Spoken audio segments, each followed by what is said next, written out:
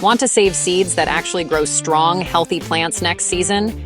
Today, I'm going to show you exactly how to choose the best garden seeds to save, so you can grow your own food year after year.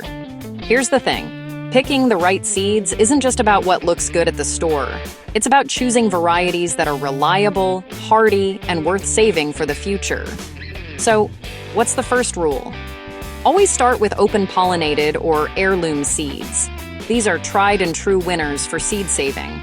Unlike hybrids, open-pollinated and heirloom seeds give you plants that stay true to type.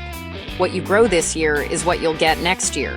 Hybrids, on the other hand, can be real wild cards. You never know what you'll end up with if you save their seeds. Now, when you're choosing which plants to save seeds from, look for the healthiest, most vigorous ones in your garden.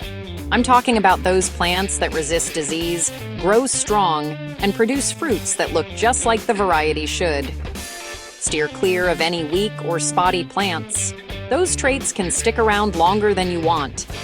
Next, consider how long your seeds will last.